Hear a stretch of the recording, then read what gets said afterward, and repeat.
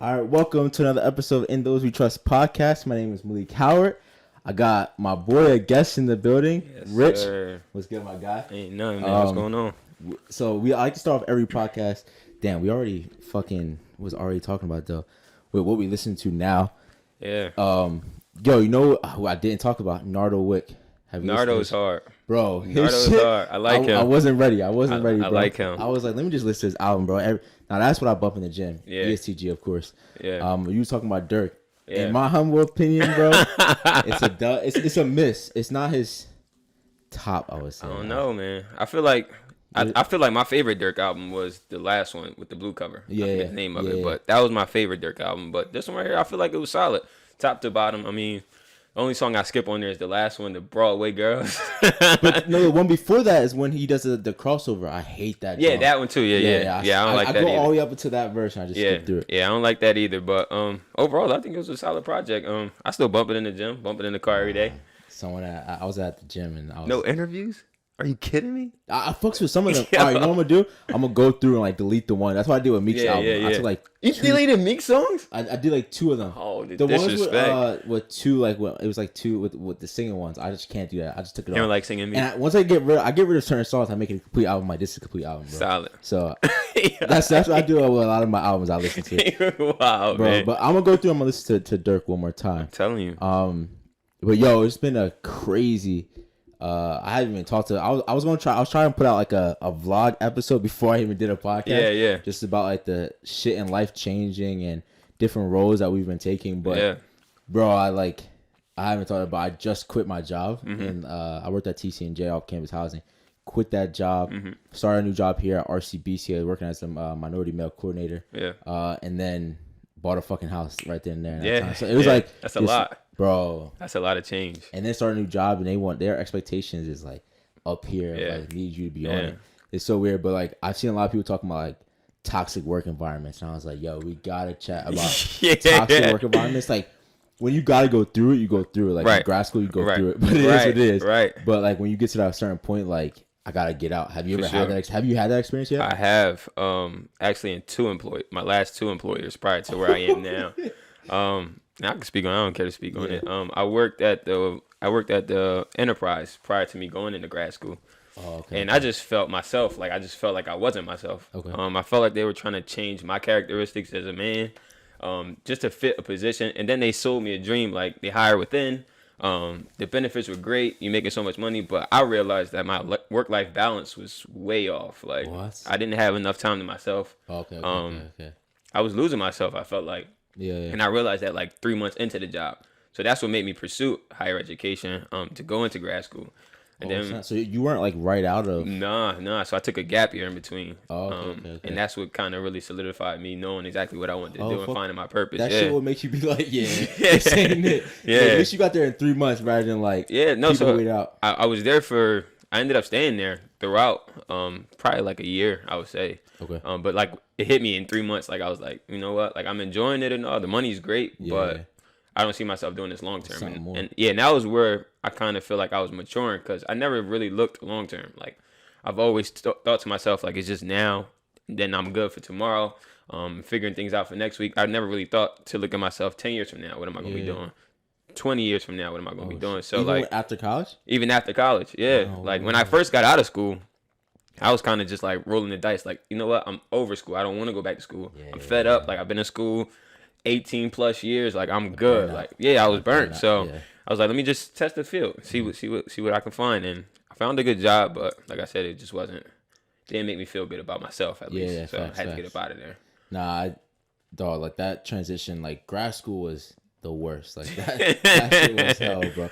No one, I know we talked about this when I was there, but yo, no one had the clutchest grad school experience than Rich, bro. His GA position was so clutch. Yo, I work with your boy too. I work with Barry at RCBC. Word. Yeah, we just went out to lunch. But yo, I was like, yo, he has a clutches GA position. Only when they put you on duty on some nut shit. And that was literally cat. That's funny. That was literally the only thing I hated about that job. And then also just knowing that I don't want to say I want to give everybody like a bad taste for like the housing departments because housing is different wherever you work at. But like for me, I'm more so that job opened up my eyes to, as far as boundaries go. Like when you're working at a place, anywhere you working. Like I never had to really establish boundaries until graduate school. Yeah. Knowing that you're on that 24-hour clock, like you literally don't have any boundaries. Like dudes can come knock on your door whenever. You live where you work is the worst experience. It is literally the worst. Like that was literally the worst. So that was like when I really knew, like wherever else that I would be employed at moving forward, I need to establish boundaries. And that was like a life lesson to me. Like working in the housing department really opened my eyes. So now wherever I land or where I'm currently working, like whenever it's time to clock out, I clock out mentally too. And it's legit. Like I'm not worried about anything. I'm not checking my phone for emails. I'm not about to call anybody, send anybody. No, I'm dead. Like I'm done to the world. That's something new that I just experienced here. Like where I just left was probably the most toxic place I've ever fucking worked in. I thought grad school was bad. Like it was so bad, bro. Yeah. To where like I was like, I gotta get out. Everything will align, you know, God willing, like aligned to where I came here. But it was this environment of like, bro, I can't see myself being here. And it's not worth the money. Right. But these boundaries, bro, like they had no boundaries. It was like, yo, it's only 3 of us. So figure it out. We got to put in the work. It is what it is. Yeah. And I was like, nah, but coming here, people be asking me like, yo, what are you doing this weekend? Like for someone to even ask me, like, what's your plans this weekend? It's brand new. Like, no one asked me that. It was always like, you're on the clock, or I don't talk to you at all. Yo, what are you doing this weekend? Like, is it too much, Malik? Like those questions, like asking those questions mean more to me. Even if it's too much, I can take it now because you care about my feelings. Right. So, yo, everyone out there, if you're in a toxic, and I think our generation is different though. Like, I'm just talking to someone at work about this. Like, yo, we don't care. Like, we're not about to be in a job for 20 years because we hate it. Yeah. Like, we out, bro. And I look at this generation like the 10X generation where you just got so many different ways to make money. It's ridiculous. So, I don't want to say I don't encourage anybody to pursue a career. But definitely want to have multiple streams of income. But you got to find out what your niche is. Like everybody has their own thing. You are pushing people to get a career. You're saying don't get a job. Like that feels like a job. Yeah. That's perfect. Yeah. I mean, we all wake up and we like, bro. Like, when I could learn to love Mondays, I'm good. Like, I'm good. Like, what was it like yesterday? I was able to help a student who was just like wilding out, and I was like, yo, this is what I'm here for. And they were like, Malik, thank you so much for helping. I'm like, bro, this is what motivates me to stay here. I'll deal with this for 4 hours a day rather than just sitting in a cubicle and just being a robot all day. Yeah, I can't. All the kids up there, they all do that. Like they sit behind their cubicle and they sit on their computers. I'm like, I'm getting out, bro. I need interaction. I'll be everywhere, bro. I can imagine. So, going back, let's go back before grad school. So, are you born and raised in Camden? Born and raised in Camden. Went through all the public schools.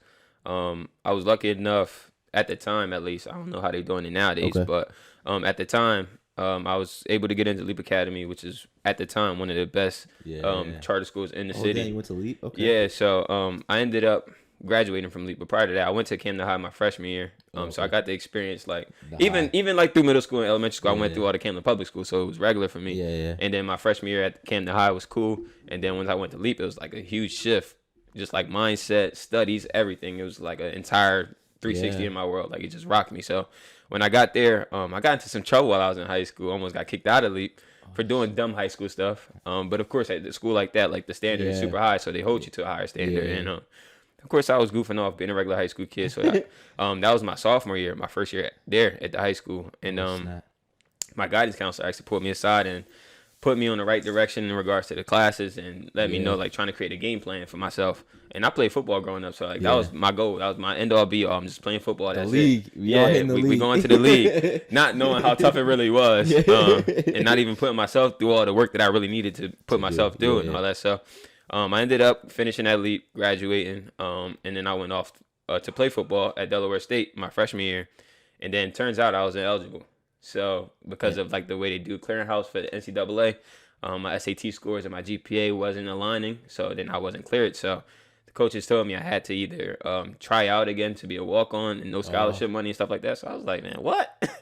So you went there intentionally? Yeah, to play football. What? Because that was my only D1 look. Yeah. And then turns out I didn't even play at all. I ended up just staying there. I finished my freshman year, partied every day like everybody else at the HBCU. It was lit.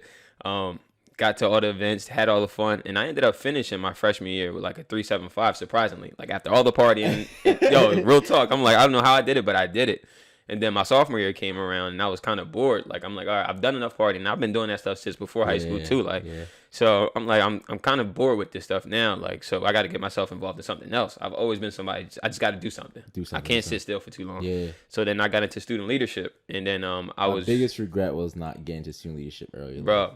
Anyone that goes to college, bro, get involved huge, in like SGA, huge, all of that, because there's so involved, many doors that open up for you. Like, God, dog. So I did. I was the president of an organization called Men's Council, where we pretty much cater to all the males on campus, hosting different programs for them, trying to build the perfect man in a sense. And that was fun. I enjoyed myself a lot doing that. Got to establish a bunch of good relationships that's still sustainable to this day. So that was a good time for me. And then after realizing that I actually enjoyed hosting programs and things of that sort, I ended up running for student government. So my junior year, ran it up and got into student government, and then got the scholarship money for being in student government. I was a vice president. SGA, so it was fun, and we got to host a ton of programs on campus. We advocated for students, of course. We did the governance stuff. So that's when I was like kind of on my political stuff. It was crazy. But it was a good time overall, man. I really enjoyed my college experience. So making that change from like, all right, you're at Leap Academy. I went to like all the EOF kids from EOF Camden, Rowan, were mad at them. Were from the charter schools like Leap and all that stuff, and like, they were so far ahead of even me at a public school. Like, you're like, oh, they're from Camden, but like, bro, all these kids already took college classes, come in with all their prereqs almost done, and I'm like, I'm so far behind in comparison to these other kids. So I was like, they're doing something big out of these charter schools. You always just hear bad shit about charter schools taking funding away from like the city and stuff like that. But the way I looked at it, I was like, they're on the come up with like the way they're educating their youth. That's facts. And the difference between the charter school and the public school is simply like charter schools create their own rules. So like for when I was in high school at Leap, we had 200 days in the school year versus your regular public school who only has 180.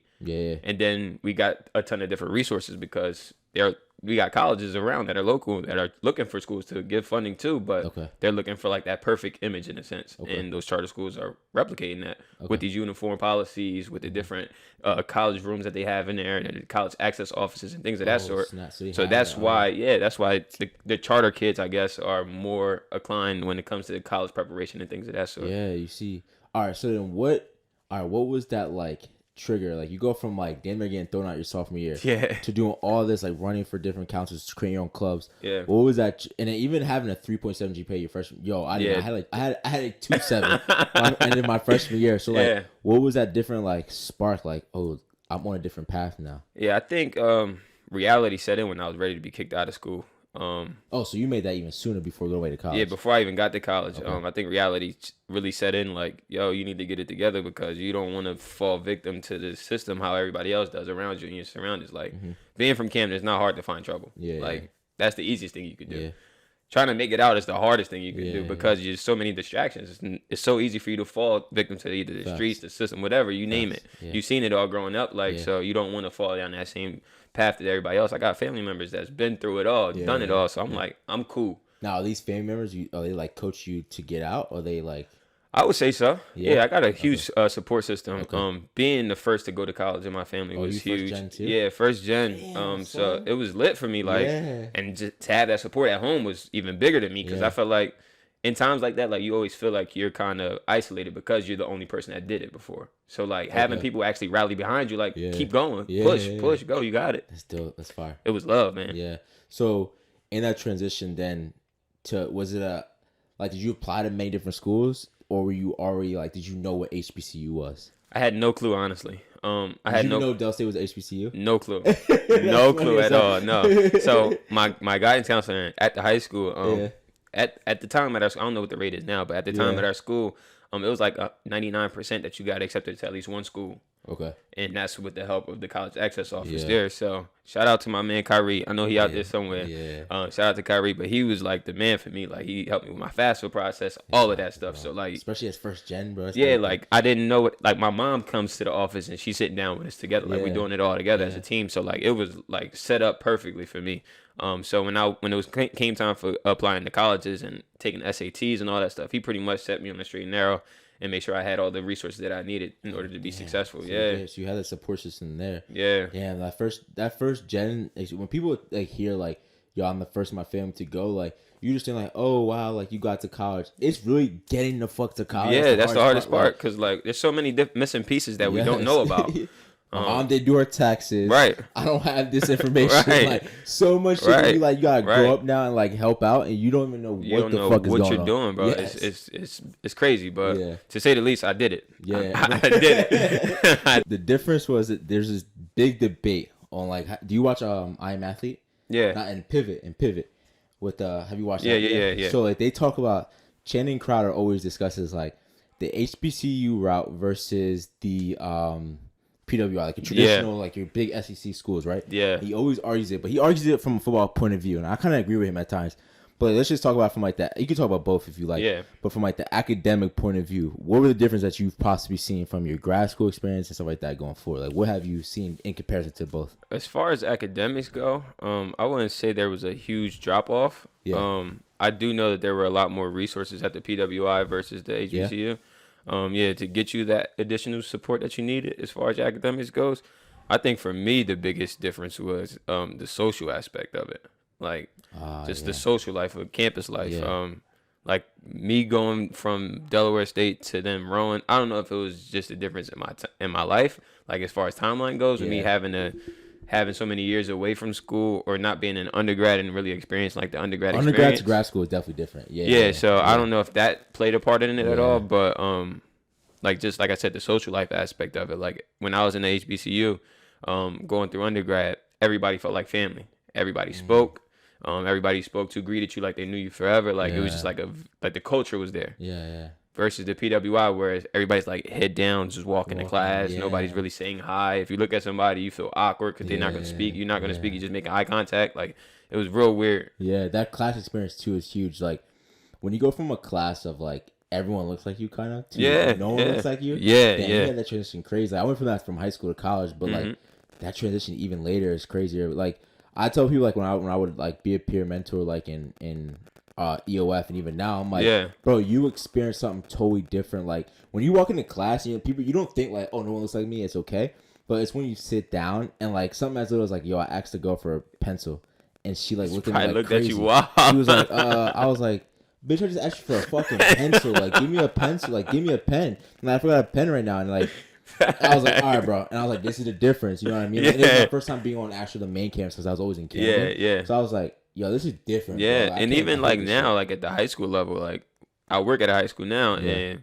that's one of the big talks that we're having now. Like just making sure that students of color feel accepted or feel appreciated while they're in these higher level courses, such as like an AP course or honors course, because there's a huge drop off between cultures. And when you look at the numbers, like it shows, like the data shows, so you can't cheat the data.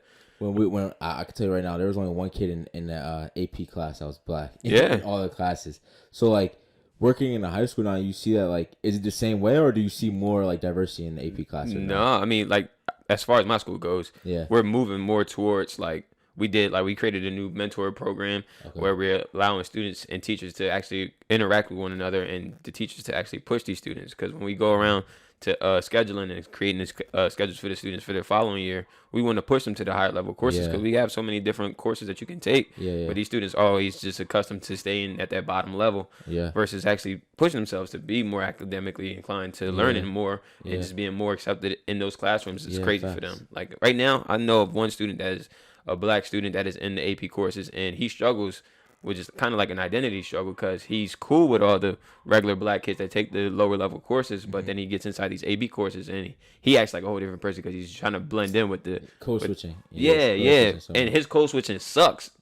So and he struggles with it. And like it's a real thing for him. So like it's becoming more so like a mental health issue for him because he doesn't know how to code switch. Yeah, it's crazy. I never thought of it like, especially in high school level, I never had to because it was people that look like me, bro. So I never had to sit here and just go back and forth with them. Yo, we got to touch on so then after you graduate, we got to touch on this experience of like, now you're an educator and like you're educating these people. When we talk about like, educating like our people, bro. Like, so what was, before even we get into that, what was the like, oh shit, this is real right now? Like now you're a teacher, and like what was like that oh shit moment that you've had? I think probably like this year. So this is my third year being a counselor. Okay. This is my third year being a counselor, but the first 2 years were washed because of COVID. So like we were hybrid, we were at home. How were you doing that? It was weird, bro. I ain't gonna lie to you. So we had my first year was like everybody's home. You're not doing anything. You just stay home and try to work from home. Mm-hmm. Second year, they're like, all right, cool. COVID is dying down a bit. You guys can do hybrid. So they allow students, they gave students the option. If they wanted to be full remote, they could be full remote. But staff had to come into the building. And then they also gave students the option to do hybrid. So they would come into the school 2 days out of the week, and then the other 2 days they'll be home. So it was cool like that. So I didn't really get a chance to really experience what it would have been like. So then this year comes, and it's like year one all over again, because now I'm building relationships with these kids. Now I'm actually working with the kids one-on-one and all of that stuff in real life versus the whole virtual thing. Yeah. So I think probably like this year, like day one, it was like, all right, so much commotion, because I refer to the counseling office like the emergency room of a high school. Really? Because it's so everything comes to you first.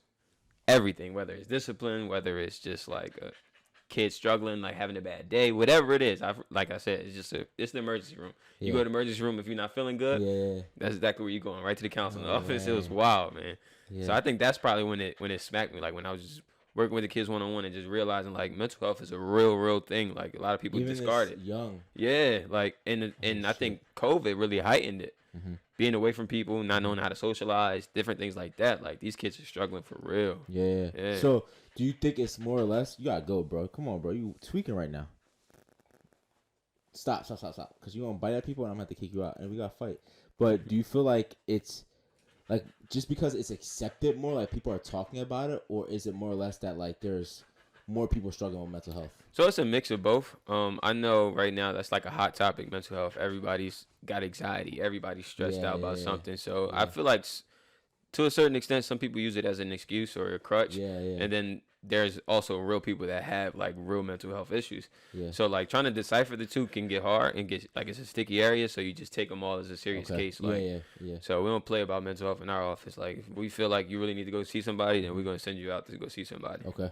Yeah. So like in your like first times of you being there and seeing it all, like what have like right now in my role as minority male coordinator, like we're helping with like that transition, right, of our black and minority students who are like not successful like getting to community college, right? They're just it's a lack, like they just fall off, like they're not graduating and we're not retaining them. So like we're trying to build this, and I feel like I'm like, yo, it fucking starts in high school. Like what can I do from like that point? Is there anything that you're seeing that like, yo, and for these high schoolers that we're just not? Yeah, so I always like I tell my kids all the time, like you got 3 options. You either gonna go to school, you going to work, or you go into the army. There's no other options outside. I'm not gonna let you graduate and be a bum. We're not doing that. So we try to create different plans for them. So and I always tell them like school isn't the only route. Like you don't have to go to a university or a community college. You can go to a trade school. Exactly. And I think like when I was growing up, that wasn't something that was offered to us. It was just college. You gotta go to college, and like, damn, you can make money in other ways too. You just didn't have the access to it. People weren't talking about it.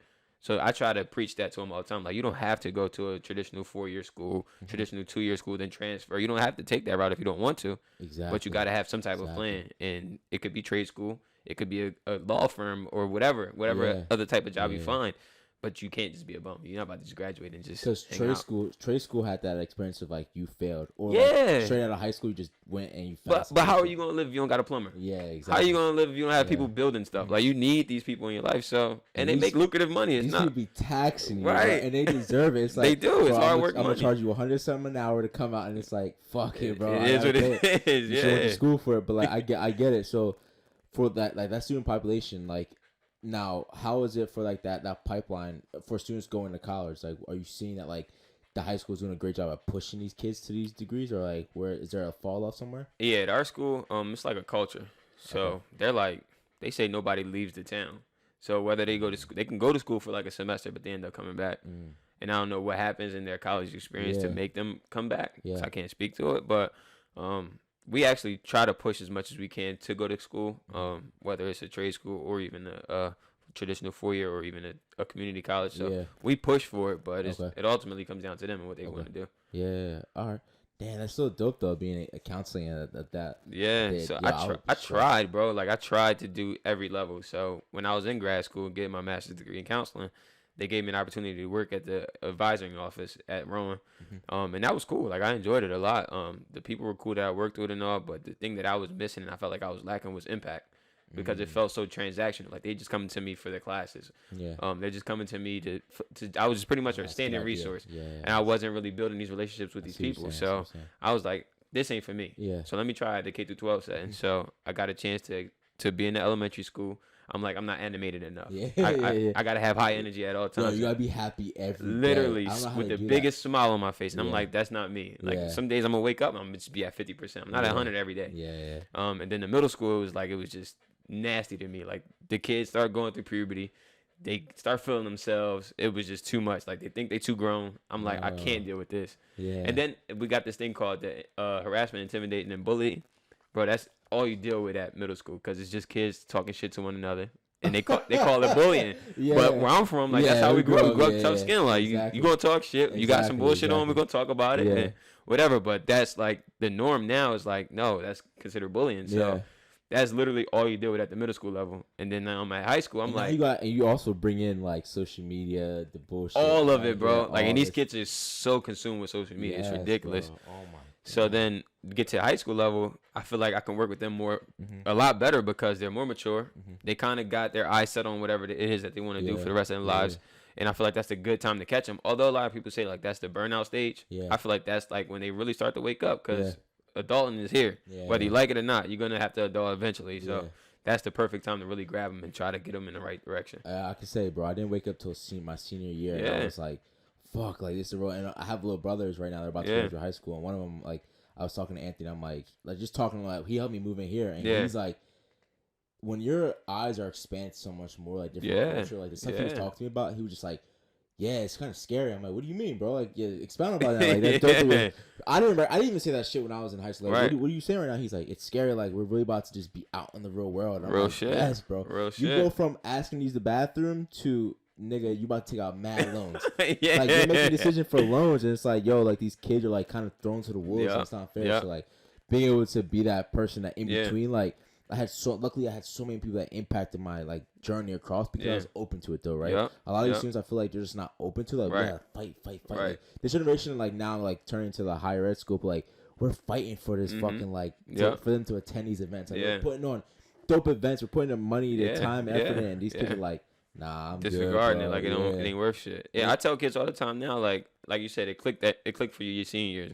Some kids, it don't click to them till way after high school, which is, I don't want to say is a waste of time or anything like that because you don't get it back, but in a sense it is. So I always tell them, like, I meet with all my freshmen as soon as they start, like, yo, listen, whatever it is that you want to do, make sure you're reaching out to people in these fields to really figure it out if you want to do, because you're 17, 18 years old when you graduate, but you don't really know what the hell you about to do for the rest of your life.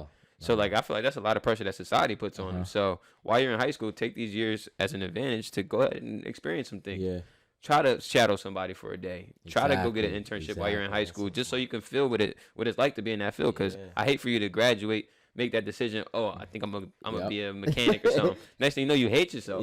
Nah, experience it now while you're in high school, so you can know. All right, bet I got 3 more years to just mess around with things, see what I like, and then you finally figure out what your career or your job may be later on in life, rather than just making that decision at 18. People waste so much time, and even when I was when I would do like tours and stuff like that, because you're like, I know I want to be here, but I don't know what to do. And exactly. I'm like, yo, bro, look, Rowan has something dope, but we call it exploratory studies. We're like, you can get a degree in exploratory studies, and like, what is that? You're just well-rounded. You took classes in legit, everything. And I'm like, do that for a year or two, get all your papers out of the way, and at that time, like, you have to be going out there. You should figure it out. Push it out there, push stuff out there. Like, someone, like, when they have college fairs, like, hey, like, I'm looking for internship. I'm not really looking for internship. Can I come and see what you do on a daily basis? Like, that would push them the fuck That is out literally there. the base of my conversation. Like, I ask kids, do you know what you want to do after you graduate? Some may say nurse, or some may say doctor, whatever they may say. I ask them, do you know anybody in that field? And they say no. All right, cool. Anybody in your family in that field? No. All right. Well, there's such thing as Google. You guys are always using these phones, right? You do a lot of dumb stuff with your smartphone. You need to do a lot of smart stuff with your smartphone and just Google it. Google local nurses. People love to help people. They just, nobody ever reaches out to them. So, for instance, myself, if somebody was to reach out to me, how did I get X, Y, and Z? I'm more than willing to help you out. We're here to help you. It's just a matter of y'all reaching out to us. We don't know who needs help. Dog, when I look, like, when it's so crazy, I'm in all these like meetings, stuff like that, and I get like I was talking to someone higher ups about like my position, my role of like, so I have the cohort of the minority males, right? It's broken off into like low income, but majority are like the minority males, right? And it's like they have this perception of like what's not reality, right? Like they have this perception like we need to do this and this, right? And I'm sitting here and I'm like, getting a little bit like I was getting emotional. So I'm just like, bro, I want to help these freaking kids so bad. Yeah. But like sometimes they just don't want it, bro. Yeah, like, and that's the thing. You gotta want it for yourself. Yeah. Like we can't force you. Like we want to see you do great. Yeah. We want to see you be the best version of yourself as you can be, but you gotta want it for yourself. Yeah, exactly. And it's great to have a support system behind you that's gonna believe in you, but you have to own that. Yeah. And a lot of these kids don't own it. Dog, I get so I'm like, man, if you just know what's out there for you, like can open your eyes. So that's why I was so changing the conversation now, like. These kids in Camden, bro, and I think I talked about this in another episode, but like me and my girl, we went to touch this like for our anniversary, this dumbass expensive sushi spot in the city that was disgusting, bro. It wasn't worth it at all, right? But we're sitting there and like this group of kids from prom, like, they come in here and like they're like 16, and they're in the same place, and I'm 24 at this time, and I'm like, yo, this is my first time here, but this is their like, come on, Papa, what are you doing, Mom? This is like they do this. It's a regular night, right? Yeah. So I was like, Kat, what if we were able to like show this to these kids of like what's really out there? Yeah, and that's the thing too. What's really out there, man. So that when I was going through, like now that I work at a school, I keep my social medias all private. But prior to that, like when I was just working as a youth development coordinator at the YMCA, the local YMCA, I would allow the kids to follow me on social media just to open up their eyes. Like I travel. These kids don't know what it looks like to get out of the city. So like just to show them that I'm at a beach. They probably didn't even know a beach existed in Jersey because they never been. Like different things like that. Like so, I always try to just broadcast the different things that I do on my social media platform just to give them that vision. Like if he did it, I can do it too. Because he grew up where I grew up. X, Y, and Z. Like it just goes on. So we need that. I didn't have that growing up. Exactly. I didn't know anybody that was traveling across the world doing this, and I didn't know nobody doing that. I still have yet to travel, but I'm like we're starting to get to that point. But like. The biggest thing is like experience, right? Experience brings exposure, so much, man. Bro. Yeah, exposure so much. And I was like, me and her got an argument. We were like, yo, is it exposure or is it the household? I was like, it's definitely the household, right? It's always like who you're around. But if you're exposed to these things, like if I were to take a group of kids, like, yo, we're gonna go to Philly, we're gonna do this, bro. A lot of them never even been over the bridge, so they don't even see it. No, so like, it's just crazy what exposure could do to these kids, man. I got into like a big argument about that. I believe that genuinely, like my little brother, like he was like, yo, like you and Kat, like she used to be at RCBC. You went to Rowan. Now you work at RCBC. Like now you guys are living together. You bought a house together. And it's like, bro, this is the things that, bro, through time you'll definitely do. It's about sacrificing right now, but you'll do these things, Brody. So and like, even like speaking on relationships, like I tell my partner all the time, like I never experienced marriage at all. Yeah. Like I didn't. Nobody in my family. Well, of course, some of the older people have been married and stuff like that. But like I didn't witness it growing up. So now for me to try to make that commitment and moving forward and things like that, like I struggle because I don't know what it looks like. Yeah. Versus if I was to experience it, see it with my own too, then I'm like, all right, now I know how things work. So I struggle in my relationship all the time because of shit like that. Like I love the social media aspect that today times have. Yeah, it's wild, man. It is wild. Yo, me in the beginning, I was never like that. I was always never that like, oh, you didn't post me. Like I was never that guy. But like our relationship is like, bro, what you see is always fake. Like this is why, to me, talk about social media real quick. Like social media is always everyone's best day. That's it. It could fuck you up. Highlight reel, bro. Yeah, that's it's a highlight reel. No one's posting, and if they are posting their crying days, you're like, yo, something wrong with this nigga. Like everyone does that. So it's like, bro, people are definitely going through their shit. It's like people are honest, and it's in their own ways. Facts.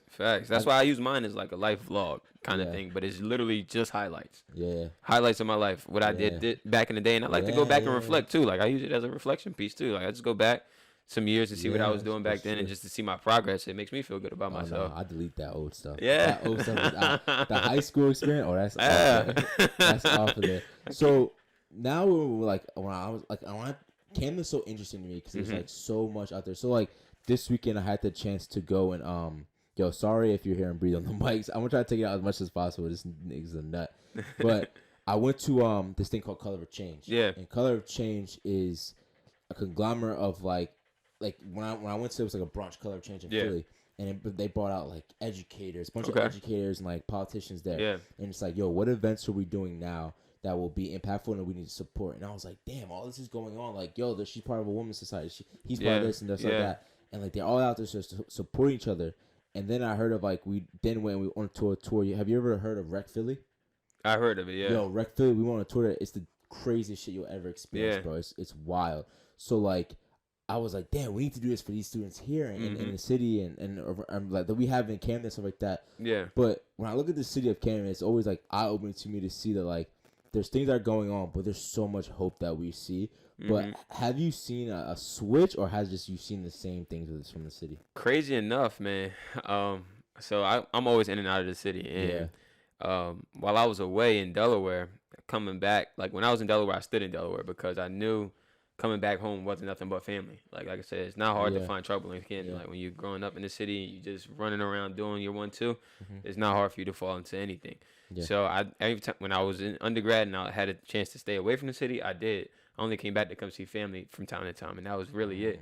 So in the transition from that 4 years, they done created a whole new Camden High. They done changed the whole entire downtown area. So like the transportation center is looking a lot different. Like the entire city looks a lot better on that side. So I see the gentrification going on. So I say that's a positive thing. I would say. I mean, they're building the city to be a lot better. But as far as like the culture of the city, nothing has changed. No. Still high poverty. Still high crime rate. They put a lot more cops on the street, but that don't change anything. Yeah, it doesn't do its job. Yeah, but when I look at like the representation of Camden, though, like I see it in a better light though, of like these young kids, and like to me, sports kind of runs the city. Sports definitely runs the city. That has a good like it can have a good outlook of the city. Like you got all these different schools who are like in the playoffs, who are winning far, going further than kids that come from there that like go and be successful. Like, there's probably so many kids that like I don't even know that like are successful in the league from the city. Yeah, there's a couple of people. Shout out to Hassan Reddick. What's good? Big Eagle now. I saw that. Yeah, we got a lot of guys in the league right now, man, and it's from the sports, like you said. Like we gotta highlight our sport program because that saves a lot of our kids. Okay. I was one of them. Like it was easy for me to fall into the streets of the system, but with sports, it kind of saved me. And I know a lot of other kids that are currently in the programs that can say the same. Like these sports saved us, gave us opportunities to get out of the city, and then come back and give back. Damn. Yeah. Let's see. One thing that I wanted to touch on was so one of the programs that I have like coming for it is like how EUF does this like summer program.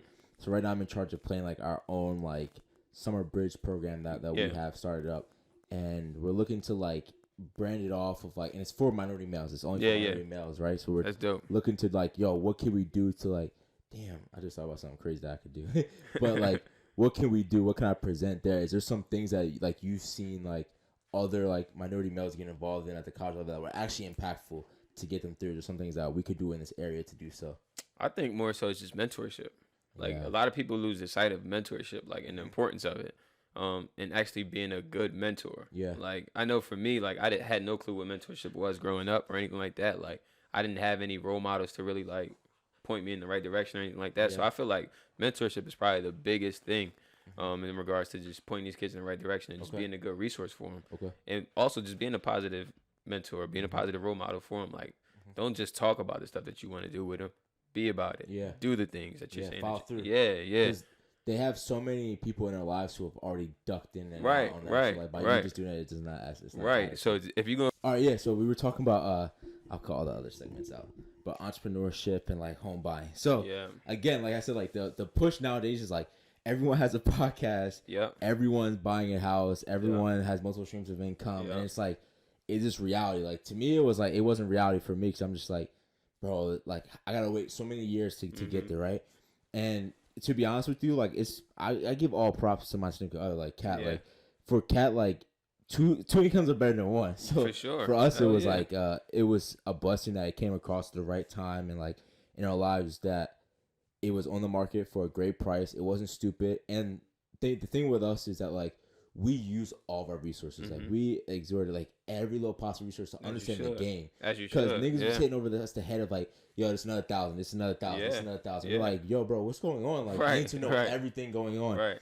So I think in that process that like, yo, Kat handled a lot of that, like that business structure side of it. But like we were right there together, but it was like, make sure that you like aren't doing something stupid. Like there's so many people out there like, oh my god, it's a great deal. They want to look this certain way, right? They want to look. Perception isn't always reality. What you see. So like all these people are out there like buying homes and doing this and trying to flip quick, and it's like we met the great people. We had a great opportunity for us to step in, and this is something that like, we want to talk about like longevity and something that we can pass down and passive income. Exactly. But that's what prepared me of like, all right, now it's a switch that went off in my head, right? Because it was always like, Malik, prepare for retirement, prepare for this. But then this hit me like, oh, this is a place that we should only be in for 2 years and start running this bitch out and then being out and next time that's probably because the guy that was really mentoring us through this, the way he talked about it was it made it possible. Like it was like, yo, you guys could do this as well. Like it isn't hard, and you could easily come up, be on the come up, and stuff like that. Easily. So how about yourself? I know you were talking about it. Well. So I closed on the property about 2 months ago in January. I closed on it, and I was in the market for over a year trying to find something. And of course, right now the time is bad with COVID and also everything's inflated and you name it is going on. But so I ended up finding a deal in Westchester. Multifamily. I took a mentorship class prior to me even getting into it. Just because I wanted, like you said, just learn the game, soak it up as much as you can. Yeah, learn everything. Yeah, so I was just, like I said, I had something click in my head, long-term, longevity. How could I be there for my family whenever that time comes, whenever I have a family, leave some stuff behind and stuff like that, legacy. So that was the route for me. I said, I got to get some property. I don't know how much property I'm going to get or how long it's going to take me to get a property, but I was determined to get at least one by the end of this year. And it happened right before the year even started. Started working the deal out, and then I ended up closing at the start of this year. So it worked out perfectly for me. But I always tell myself, like I said, long term. Like that shifted in my mind a long time ago. Just think long term, longevity. And I told myself, man, by 40, I should have at least 10. I'm trying to build I'm trying to build a portfolio. I'm trying. So my goal is I'm gonna try to buy one a year. Okay. Cause you figure at minimum you'll rent one property for $1,000. At minimum, you're never gonna rent out a place for $1,000. Yeah. But if you do it for $1,000, a house a year, I said 10-year plan. That's $10,000 a month that I'll make. I think I could live comfortably on $10,000 I think a month. so too. So I figured that I'm only 28 right now. So by 40, I should be retired and just living off of my real estate portfolio. So what put you towards that that financial freedom? Like what was there anything that goes to that? I think I don't want to say this because it may sound wild, but like the power of social media, it was a very huge influence for me. Watching all of my close friends do it and posting like their testimonies on social media of how they did it, and they made it seem like it was so easy. Like you said, like your person told you the same way. Like it made it seem like it was so easy. And it is. It's not impossible. Like growing up in the urbanized cities, like you feel like it's impossible for you to finally own something. And for me, I was like, man, let's change that shit. Let's break the curse. So I stuck my neck out there and it worked out and it's working so far. Yeah, so far. I'm sure there's gonna be some bumps in the road, but hey, everything comes with something. College kids, bro, you'll be doing. Hell yeah. It's a good market, but it's also a wild ass market. It's tough, So I look at it like I said, I'd like to keep the house. I'm not gonna sell it at all. I'm trying to build the portfolio. Okay. And I'm sure with those type of houses, they're gonna get jacked up. You know what you're signing up for. So you're gonna have to go in there and do your thing and fix some things up. I'm not a crafty man myself, so I always I find some guys to do the work for me and pay them off. But like it was a huge accomplishment for me to at least get one house. Yeah. Dog, you go from looking at almost getting kicked out of the league. Yo, bro, it's crazy. To buying a house, to trying to buy multiple properties is different, bro. Yeah, bro, and just getting out of the mindset of being a working man. Like I want to be the owner. I want to be the boss. I don't want to continue to trade my time for money. Hell no, man. I want to wake up and be like, yo, you ready to go catch a flight? Where you want to go today? Like that's the type of style I'm trying to be. Yeah, I think my motivation was I think for me it wasn't more or less oh my god, I want to be away from, because there's so much still when I think of financial freedom, it doesn't just give me the ability to like you said, for everyone it's different, right? Financial freedom for me is being able to love what I do and not have to worry about the pay. Correct. If I could work in this position for the rest of my life, mind you, I wouldn't want to, but if I had money in the bank, but I get to wake up and still go to the job, I would. You know what I mean? That's where I see financial freedom. That's when I could just now I don't have the responsibilities of I gotta get paid to pay my bills. So I think putting it out there more often and having students even watch shows like this, the podcast like that, makes it a reality, right? It's in your face, bro. That's real. You just gotta be open to networking and know how to network. And like I said, just being open minded to a lot. Because growing up, I was just one track. I'm going football. That's it. To then really going out there, meeting different people, seeing different things, to open up my eyes. Holy shit, the world's a lot bigger than what I thought. I had this vision board that I created in undergrad, and it had a ton of different pictures of a bunch of shit on there. Of just goals that I had, dreams that I had, fancy ass cars, being in a suit every day, having property. I had an even picture of a bando on there, and then it had a quote on it that said, "This is not the end." That meant a lot to me, because growing up in the city, that's all you know. That's the end all be all. So for me to get out of that, and have a job where I have to wear a suit every day. Yeah. And then now I'm trying to get that fancy car and having all of these nice houses. Yeah. Like that was the thing for me. So like I'm living out my dream or my vision board at least. Vision boards, Yeah. For me, it's funny, like my girl, we're total opposites, right? She's not materialistic at material girl. Yeah, that just hit me in the head. That just hit me in the head. But like, she's not materialistic at all. Like, I'm very materialistic. I like those things. Yeah. And like, whatever it is that motivates you to go out and fucking do it is that. Yeah. Like, if you're like, yo, I like nice things, Yep. you gotta grind the fuck out to get those nice shits, For bro. sure. Because people are ass backwards. They're going to debt to have those nice things. Yeah, then, it makes no sense, man. Bro, this legit, I saw a post of this guy that I know from the gym. This nigga tagged like mad rappers of a Lamborghini truck right that he has out of his house that you could tell costs more than the fucking house. Yeah, that's it's terrible, like, bro, man. You ass backwards, bro. You gonna tell me you own this fucking car, bro? It costs more than your house. Like, I'm looking at the house, bro, and I'm like, this is exactly what the fuck they're talking about, bro. You gotta be financial. You gotta learn financial literacy. Yeah. At the end of the day, that's the hugest thing, and I'm glad that they made it like a requirement, at least in New Jersey. For high school students to learn financial literacy. Yeah. Because it's so huge. Like, they don't know to understand what credit is. Like, God. people graduate high school and don't know the importance of credit. Or even know how to cash out a check or write out a check. Different stuff like that. Like, I feel like that's the real life stuff that you should be learning in high school to then set you up for your successful future. But financial literacy is a huge part of it. And like you said, people are going in debt trying to impress people or show off at the internet and do all this goofy stuff. When in all reality, bro, you still waking up hungry as hell, bummy as hell. Like you gotta get yourself together before you try to impress others, man. So one of the sessions I'm having is like a life beyond the turn up, right? So we're so used to the turn up, spending money. I'm lucky, like I don't drink, cause I'm a person that like if I want to have fun, I'll go. Yeah, I hit you up before. Over here, like, you want bottles? I got the hookah shit ready, but the hookah shit, like I'm there, but like I never could go and just blow a bag, right? But like this financial literacy component that these students don't have, it starts even from like refund checks. Real talk. When you get that first week, bro, I fucked off my first refund check, bro. Like fucked it. Sure. I bought some fucking Jordans from Fight Club. Yeah, fucked it off, cracked your head off, bro. man. Fight Club, really, people weren't on Fight Club like that then, bro. Fucked me off, bro, for some Jordan 5s. Yeah, and I'm like, that's my whole refund check. I just blew on that. So it's like when you start to, and you're like, oh, next year I want a bigger refund check. So you take out more money. So it's like, these students like need to learn like the way about, because we don't grow up really like. And the crazy part is, like I said, like the influence of social media. These kids are seeing all of these highlights from everybody, especially the influence of these celebrities. Yeah, they trying to play catch up. Yeah, you know your bag ain't big enough. Yeah, exactly. Why the hell you putting yourself out there? Like, come on, man. What was the dumbest bag you ever blew? Shit, I don't know, man. I feel like I've spent a lot of dumbass money, and I call it dumb money because I have nothing to show for it now. So like, I thought you were probably a club person. I do the club. Yeah, I've done the clubs before. Bottle wars, I guess you could call it. Like, that's not me. I'm good, bro. Yeah, like, I'm good. But that's just being young, dumb, and having money. Like, you got the money now. Why not do it? Yeah. And knowing you're gonna get it back the following week in the paycheck, like you good. So like, that's why I was like. But now I'm like, fuck that. I'm not going to the club. You kidding me? They charge you $300 and something plus dollars for a $20 bottle. And in the section, you get the section, but you got to buy 3 bottles to get this section. Come on, what sense does it make? Nope. So like now that I don't want to say I penny pinch because I don't. Yeah. But I'm more strategic with my funds. Yeah. So like I always strategize exactly where my money's going as far as checks go. And of course you got bills now, so you're like, what the fuck? I got to pay this, I got to pay that. But you still got to pay yourself. I don't even like looking at bills. So I don't. I allow. People might think it's crazy out there. I send my money to Cat. I'm like, Cat, take care of all into the account. I'm like, take care of everything. No, I mean, that's it. I hate looking at bills, bro. I know our bills. I'm not one of these dumb motherfuckers that's like, she said it's this much. Can you just give her this fucking much? Nah, I don't do that. But like, I hate seeing that stuff because I don't like giving it up. Yeah. So, but definitely, like, I'm glad I wasn't a bottle warrior, bro. I never did that, bro. But, like, that shit gets bad too. Like, I can't speak for myself because.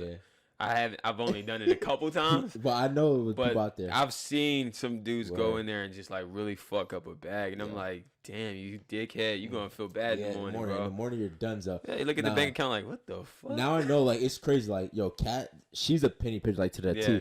Bro, like, it was when I was working at Journeys in the mall. And like, we went out to eat. We were like, I'm like, yo, let's go. I'm an out to eat person. That's the only. I spend bread on that. Gotta love food. I go out to eat and like I'm at Applebee's and she's like, I'm ordering a burger, fried, da da da. She's like, bro, you know how much you just had to work for that meal? I'm like, what you mean? She's like, yo, you make $8.38 an hour. Push it into perspective. That burger is not even worth your hour. And I was like, oh shit, my nigga. Like, damn, yo, out of my life, I can't earn a burger at Applebee's, right? That's crazy as fuck. And you spend that bread and you go out there and do it. Yeah. So then, like, when I was like looking at it, I'm like, now in my money, bro, it's like when I think about getting, I put in for raffles of the Yeezys all the time, and I take that bitch away. Yeah. And I'm like, that's a table I could have just bought for my Real spot. Shit. This is that I could have bought for my Real spot. Shit. Fixing the lights, so, Real like that. Shit, So it's like that. I'm glad you had that change in your mindset because now I do the same, but instead I play with credit now. Okay. So I'm like, all right, I'm only gonna spend what I know I got in my pocket that I can pay this shit back. Okay. Because you got to utilize credit. Credit is huge for everybody. Yeah. Like, it's very important to have your credit on A1 because you can't do anything in life without credit. And I feel like a lot of people don't know that. Have you become an expert in your credit or a little bit? Yeah, hell yeah. I do credit repair and everything now. Oh, shit. You might even take a look at my shit. Yo, that's real shit. But no, credit is huge. Like, that one mentorship I took, my boy Newt, shout out to Newt. He the one pretty much put me on game as far as the credit game goes. And what's some free game you can give to free game on your own to repair credit on your own? Utilization of your credit cards. You got to use your credit cards, but you don't want to use over 30%. Over 30%. Don't use over 30% because it looks like you're using too much. Okay. So make sure that you keep your shit under 30%. You should be good. I saw something. It was like make your payments like pay half 15 days before. Yeah, you got to know your cycle, your bill cycle. Yeah. And then pay like the rest of it 4 days before. So for some reason that helps. Yeah, because it reports every 30 days, but you got to know your billing cycle. Yeah. Bro, it's a game, bro. Yeah. Because your billing cycle isn't the due date. No. That's how they get you too, bro. Yeah, they put the due date like it's a different time. Yeah, they fuck you up every time. And another thing with credit is like, not everything that you apply to or you apply for will report to specific bureaus. So like, you got to know what you're dealing with. If you're applying for a credit card, you got to know what bureau they're pulling from because there's 3 different bureaus. Okay. A lot of people don't even know that. They think it's just credit is credit. Yeah. So there's 3 different bureaus. You got to know what's pulling from what at what time. You got to make sure that your score is up in this bureau if you want to get approved for this and different things like that. So it's a lot with credit that, like I said, they should be teaching us this shit as we're growing up because once you grow up, you're kind of fucked. If you, like, for instance, I'm sorry, Mom, I'm putting you on blast, but like, I had bills in my name when I'm like 12 years old. Hey, yo. Like, what the fuck? I had no clue about. So now that I'm an adult and I need my credit for getting a car or getting a house, shit is popping up. And I'm like, how and why? I was 12 years old. I had no clue about this fucking Comcast bill or Sprint bill. So could you put fraud on that? Hell yeah. Okay. Hell yeah. Get that bitch right off. Hell yeah. Absolutely. You hear stories about this, and I'm sure mad people get. Bro, it happens all the time, and especially with inner city because their parents didn't have good credit, so they're gonna use their kid. Yeah. Damn, it's wild, man. Bro, free game. Yo, you about to come on this shit more often, bro. Free game. Free game, bro. Free game for sure. Real shit. Damn, is there anything else you think we want to touch on? Oh shit, I could talk about anything, man. Yo, one thing I want to talk about. What are your thoughts on the All right, go down. What do you want to do? Come on, Papa. You gotta sit over here. Sit over there. You gonna fight me now? What are you doing? Where do you want to go? Yo, your mom fucked me. I'm gonna fuck her up. Jump up. Okay, now sit. Now how much string are you? All right, next topic. One thing I did want to talk about. The swimmer. Did you see that? I didn't see the swimmer. The female. Swimmer. Yes. Okay, yeah. What are your thoughts on like? Okay, it's for anyone that doesn't understand. Like, so it was a male who transitioned to a female, and is currently swimming for UPenn's swim team, University of Pennsylvania. She was going from being like 400 or something out of like all the swimmers, and now she's top number 1. Yep. What are your thoughts on that change? So I feel like this is a super sticky topic because you got to be politically correct when you talk about their entire community, which is the LGBTQ plus. And understanding like the importance of what they've done. I mean, I applaud them. I have nothing against them at all. Exactly. I got family that identify as a part of that community, so I have nothing against them at all. But as far as this topic goes in athletics, I feel like it's wild, man. Yeah, I'm not. I think it's up to now. It's in the hand of women. Right. Women, you got to fight now. Where do you guys lie in this like trajectory of like where you want the sport to go? Right. Right. Like, are you guys going to allow this to come in? In my opinion, I think it's kind of strange for it to go the reverse. Right. If a woman wants to go into male sports, by all means, do it. But if a male wants to go into women's sports because they transition, to me, that's like a little touchy because now you're competing on different levels. Right. Even if you use like the blockers and all that stuff, it's a weird like mix, and it's just like. To me as a person, I wouldn't even feel comfortable doing that. That's what I'm saying. And like even now, like at the high school level, like they have female wrestlers wrestling against the guys. Yeah.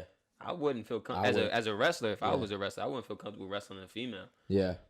It just doesn't sit right with me. So like to have a male come into a female sport and just totally dominate. Yeah.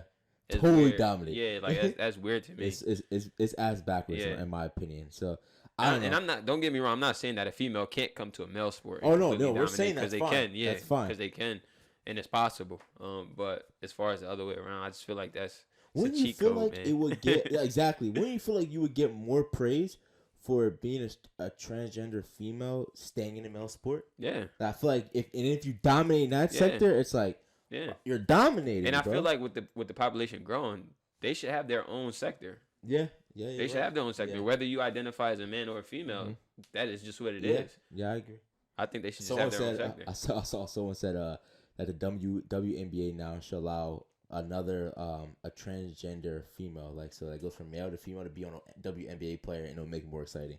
But that's the reality of it, I guess, because now more people want to watch it. But it's sad, man. I think they should have their own lane in regards to athletics, at least. Okay. Yeah. Yo, what's your since we're talking about college sports predictions for March Madness? Do you watch it? I'm going with Villy, man. I gotta go with Villanova, man. Home team. I got to. But I would like to see St. Pete's go. Saint? Okay. Yeah. Yo, I was actually just looking at applying to a doctoral program there because it's strictly online. Yeah. And then all this stuff happens. I was like, this is wild, they bro. turned up. Yeah, I actually got accepted there for grad school. Did you? Yeah, I didn't go though. It was too far for me. It's North Jersey, right? Yeah. I didn't. It's like Jersey City, I think. Yeah, that's crazy to me that they legit just put them on the map, bro. Yeah. But look, it's little stuff like that like pisses me off though. It's like, yo, they just put the school on the map. The school just brought in so much money. I hope all these students now that they get likeness deals. They better get likeness deals from this. And the crazy part is, like, sadly, they probably won't. They won't. The university will get a bunch of money. Yeah. The university they won't give them a now paycheck. Have you watched Coach Prime stuff on YouTube? I love Coach Prime. That's my God. dude. I love that. Everything he spits and what he says is like crazy. Facts, bro. It touches you. Yeah. Like, you feel that shit in your soul. Did you see like him having to amputate his foot? Yeah, it's crazy as shit. Got a couple toes cut off. Yes, that's bro. wild, man. That's wild. But like he just spoke about like all these NFL teams who didn't come to watch to scout this team. Yeah, exactly. It's fucked up. It's crazy, bro. It's crazy. So like when I see that stuff, like so that's with the HBCU topic. I was like, I'm on the side of it. Like, there should be a sector, right? They should be allowed to go. Like there should be like, all right, we require that 50 students should be allowed to go into like the NFL draft, right? Or go to the combine. That we should get allocated these amounts.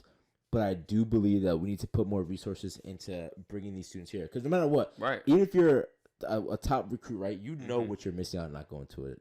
SEC, right? You're not in Alabama or whatever like that. Yeah. So how can we make up for that? And I feel like it starts with us. Like we gotta start giving back to where like, yo, if you look at what Coach Prime has been able to do in that short period of time, it's crazy. Shout out to him for being such a pivotal person in this entire culture of HBCU. Cowboys, baby. A cowboy does that shit, bro. I hate that, but that's the only part I hate about him. But other than that, he's great, baby. Man. He's been doing what he's supposed to do, honestly, and really putting off HBCU. Yeah, so like as a content creator, like what is it like? Do you have to be super creative every time? Like how does it work? How do you create your content? Like what do you go based off of? I feel like trying to stay like who I am. Like that's number one. Like I'm not this person that like you kind of got to go over your comfort zone, right? You have to kind of play the game, right? The TikTok game. Even if I hate TikTok with a passion. I hate TikTok. Fucking hate it, bro. I see all these kids walking around doing this dumb shit in my heart. I fucking hate it, bro.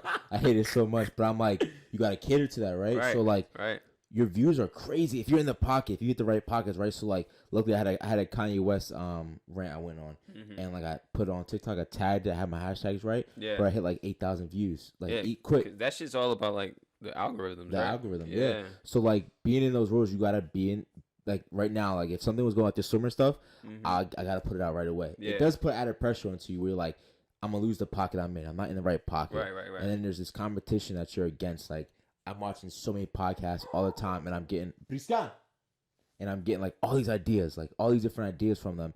But I'm seeing them like, all right, what do they have? Like, and I'm just soaking up the game. Like I'm allowing myself to like be at this level for right now. And I'm like, because if you watch I I don't know if you know who David Dobrik is. No, not David Dobrik. The other guy that gives away like mad money. I forget his name. I'll tag him right here. Mr. Beast. Mr. Beast, yes. So he was on Joe Rogan, right? Yeah. And he said him and his boys for like, I don't know how many years, right? Like for 2 years, they watched every video that was over 10,000 views that were in that pocket of like, what the hell did they do? What worked? Yeah. What time periods did they use? How do they chop it up? Yep. So study the game. Study the game that you have on. Study $1 million worth of game. Yeah. That's like, I'm like getting stuff from them. I'm like, how can I tweet this to myself? Yeah. And if you're just out here copying shit, it's not gonna be genuine. I'm a genuine person, so like, if it doesn't get across, then it's dubs. Like it's, I could care less. But no matter what, I look at it as like, yo, this is a passion of mine. No matter what, even if it doesn't blow up, but I would love it to. But even if it doesn't blow up, this is something I can pass on to my kids. And be like, yo, I had Rich on. Yo, I had this. I forgot I had this nigga on there, yo. And it's like certain things like that. But like, at times it can become like cumbersome because I'm not a social media guy. Like, I'm on social media here and there, but I'm not someone that likes to post, likes to do this, like that. So if you don't look at it as like a job, but as like something you love, like, then I post up. And there's so many different resources out there where you don't have to, like, people think, oh, I gotta be nice with a camera. I gotta, no, bro, like just learn as you go. And like there's like Canva. Like we use Canva for our Res Life shit all the time. But I use that for my podcast. Everything in my podcast usually comes from Canva because it's easy and I pay for it and it's cheap, but it helps me out. So there's so many resources out there that's really easy. And so up the game, like, yo, these kids, they know so much. They know what works and what doesn't. So I be talking to them about gotta tap in with the youth, man. They know what the hell's going on. They're very important in what the fuck's going on. So, yo, if you're out there, like, yo, when I tell people all the time, like, this podcast and stuff, and they're like, yo, how hard is it? I'm like, yo, it was hard. Like, I fucked off money in the beginning. I bought shit that didn't work. I bought this that didn't work. These cameras, I'm like, I could definitely go up to another scale of cameras I think would work. But it's all just about learning and being able, if you don't have, like, and Wallow says this all the time, he's like, our phones is everything we need. Correct. You don't need nothing else. Like I record right now with the phone also. So it's like your phone, it has a speaker, it has everything in there. Legit. Don't say I gotta wait until I get enough money for this. Just go. Yeah, and that's the thing too. Like a lot of people make excuses for everything. There's an excuse for literally everything. So you really gotta go out there and be a go getter. Whatever it is that you want to do, whether it's podcasting, whether it's being an educator, whether it's being an entrepreneur, you gotta soak up the game, man. You gotta be able to learn. And have just an open ear. Be open-minded, man, because nothing's ever going to be handed to you, first off. Second off, there's always an excuse for something, so just make shit happen. People want shit to happen, and then when they face defeat, failure, and stuff like that, they give up, right? This shit not going, man. It's not going my way. Turn that L into a lesson, bro. It's not a loss. Every little thing, like, I have hats that are about to come out, and they trucker hats, and I'm making it myself, and, like, they fucked up my hats. So, like, 2 hats got fucked up, and they weren't trying to get it. So it's like, be ready for things not to go right. Be ready for a camera to fuck up, dogs barking, shit, dumb shit going on. Be ready for shit to hit you all the time. And my boy Javon always talks about this, has his own business. He's like, what they don't see is all the fuckery that goes on behind the scenes. And it's like, what you see is a limelight, but like, be okay with it. You gotta embrace the process. That's the biggest thing. You gotta embrace the process, man. Because you're gonna go through a lot. You're gonna have some nights where you're crying, you fucked up, you broke down. Like it just happens. It's part of the process. But don't give up. That's the biggest thing. You cannot give up on your dream. Also, I allow myself to be humble in any way. Anyone I know, I'll sit there and I'll talk to them for hours just about any game they got, right? If they're talking bullshit, I can always hint it out, right? But I soak up something. I take it in. If you're someone out here that you think you know it all, you don't talk to people and stuff like that, you're not gonna win, bro. You'll fail, bro. Because I take it from anyone. Like I was at the last summer I was at the beach with my family. It was a bunch of the guys, only the guys, right? And this guy walked by. He was just talking to us. He was talking about he's out of jail. He was talking about all the crazy shit he done in jail, right? Like crazy it's a fucking highlight tape. Yeah, he did the crazy shit he did to get to jail, right? He said he punched a cop. He had mad coke, right? So he's talking all this shit. And I'm like, I'm asking questions. I'm like, so what happened at this point? Everybody's like, Malik, you're naive. I'm like, nah, I'm not. I'm like, he was telling truths in some of that. Some of that was bullshit. But some of that he was telling me is some game that I can give someone else. So I'm gonna ask you a bunch of questions. I can still get it. So I'm a question fiend. I'm gonna get what you have to give me. Because I'm a life learner, bro. And that's the thing too. Like a lot of people think like asking for help or just asking questions is a weakness, especially where we come from. Like these urbanized communities, they think that that's a sign of weakness. And in our reality, bro, we all need help in some capacity. Bro. Whether you like it or not, you're gonna have to reach out to somebody for some type of help. So don't be that cornball like I got it on my own, self-made. No, bro. You can still be self-made with a little bit of help. Like, you're gonna be self-made regardless. That was your idea. That's your plan. But you're gonna need some help from the community, from mentors, from your family, wherever. You're gonna need help though. I think that. I mean, just being yourself out there too, like that's who I am. Like I could care less what people think about certain things. So I think it's up to you. Whatever you want to create, like and like you said too. Don't make excuses, bro. Don't say I don't have this, I don't have that. Create your following. Wallow. If you look at Wallow's mind, like I love what he does, and like if you don't know, Wild 267, when he came home from jail, he has old videos where he was in his grandma's living room. Yeah. And he was popping his shit. Yeah. So look at him now. He's a multimillionaire, bro. Yeah. From being in jail for 20 years. This nigga had a 20-year sit down. It's been home for a year and some change, and is a multimillionaire, bro. I'm not saying that's going to happen to everyone, but it shows you it can. That's hard work. That's all it is, man. Putting in the work. You got to put in the work. Were you looking to start creating content?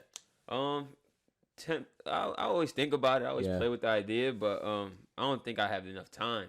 Yeah, and that's my excuse, right? I don't have enough time. But you actually do have enough time. Yeah. Like if you just prioritize your time and make sure you put in whatever it is first. Yeah, you just work. You work today, right? Yeah, you here right now, and I'm here. Exactly. So like you got time. It's just a matter of you sitting down and actually putting the shit together. Exactly, so that's just me being lazy, honestly. Yeah. But definitely would like to tap into this space for sure. Yeah.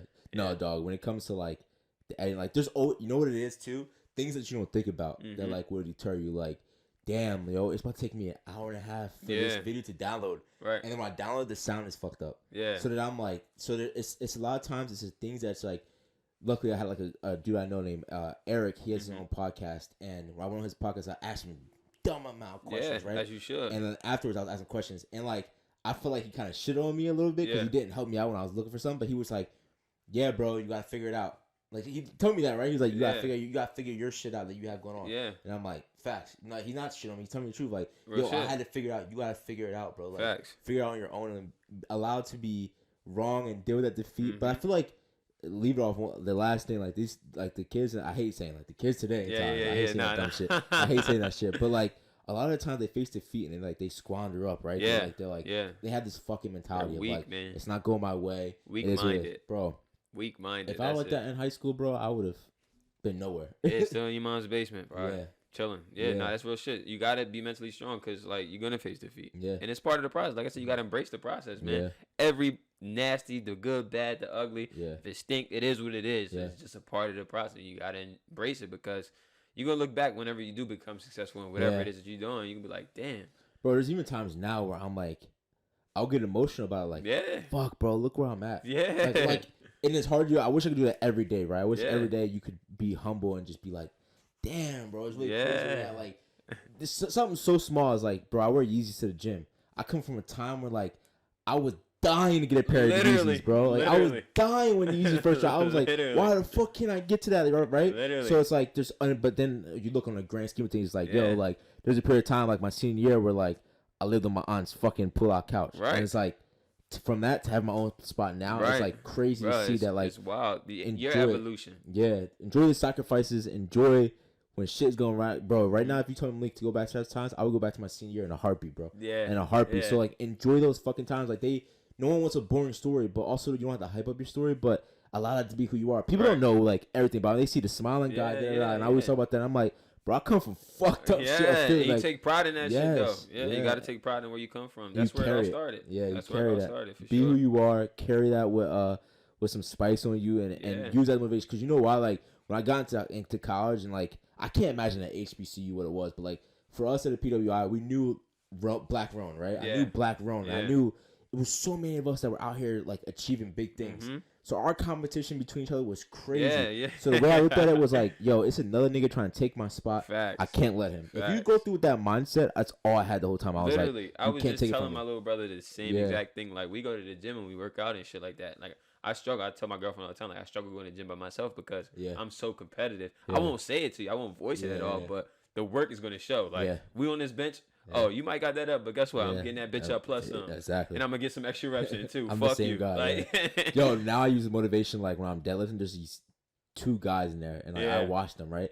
And I was deadlifting, but I call myself I'm that guy. I call myself a fat ass. I'm like, all these guys fat ass, and I come out here and like lift crazy weight with these niggas, bro. And I'm like, they can't, but like, you gotta have that. Like, you gotta have that from you. I call that the Mamba mentality, man. Shout out to Mamba. Mamba, bro. You gotta be the best. I wish I was like in his mentality when he was here, bro. Yeah. Like, I wasn't. I was definitely a LeBron dude over Kobe. But it's all good. Nowadays, I'm just like, fuck that. Like, but that mentality, bro. That's real. So inspiring. Like when you hear all these stories of like. Yo, the shit he would do to people. He would play mind games. Legit. But it was to win in every aspect, bro. Did you see the? I forget who it was.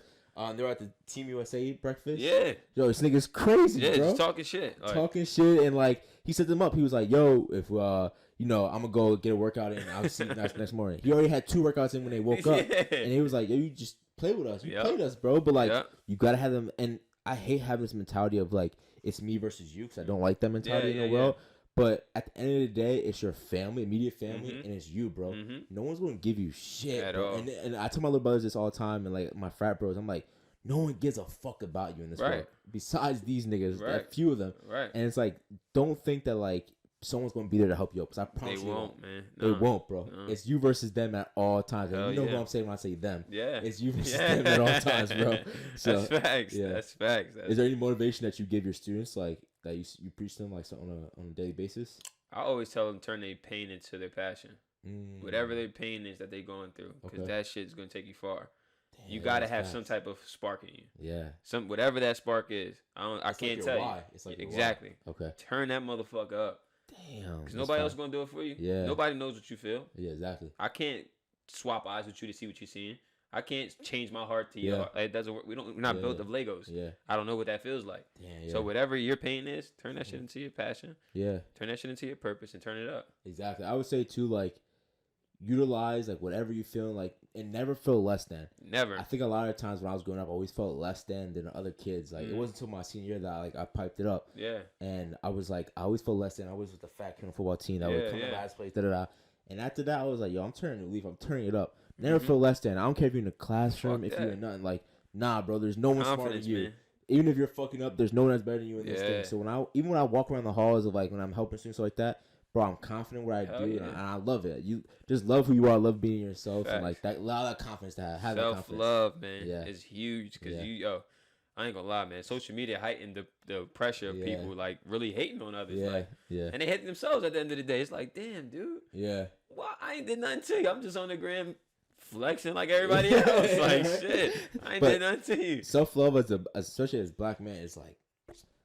I don't know, like that's his own topic. That we can go into and even like like just being vulnerable and shit like that. Like that's I definitely was never. I wasn't raised in that household of tough love, man. Yeah, you get your ass kicked, you dust yourself off, keep going. Like for me, everyone knows these stories of like, yo, my dad was my coach from Little League and in high school, right? And like, my dad wasn't my son's a starter. My dad wasn't you're a starting running back. I don't give a fuck, right? No, I played the line with my dad's the head coach. Like, I played like tackle, like I did all that shit in high school. We got into fights on the field, me and him like about to go like throwing shit down, because it was like this mentality of like he's pushing me to this thing, be vulnerable and put your best foot forward, and that's the best thing. Like I can always say, like, yo, go 110%. Hell yeah. If you're half-assing, don't be around me, bro. Don't do go it. Go 110%.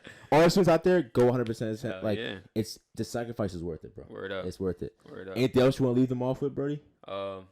No, I think we pretty much touched on a lot, man. I feel like this is a very good conversation. Bro, you gotta come back again, bro. Yeah, now you know where the location is at. Yeah, I'm all for it, man. Come back, bro. Love. Follow my boy. His Instagram is below. Keep doing what you're doing, bro. I love to see that, and I love people out there like us that are out here really catering to you students doing big things. I'm calling all D9 multicultural fraternities. Yes, sir. I need you guys to come out. We have our it's the middle of August. I'm doing 2 weeks of a 3-day sessions filled with different topics. If you would like to come and give a presentation on something, please let me know. But I have one session where I really want to bring out D9, the multicultural fraternity men, to the organization. I mean, to the thing. We want to have a panel set up, and I really want them to see that experience. So please come out. And hit me up if you need anything. Also, the hats are about to drop, so let me know. Get on the merch, man. Get on the merch. Get the merch. My guy, I appreciate it, bro. Yes, sir. Thank you. Blessings. Trust up. You know it.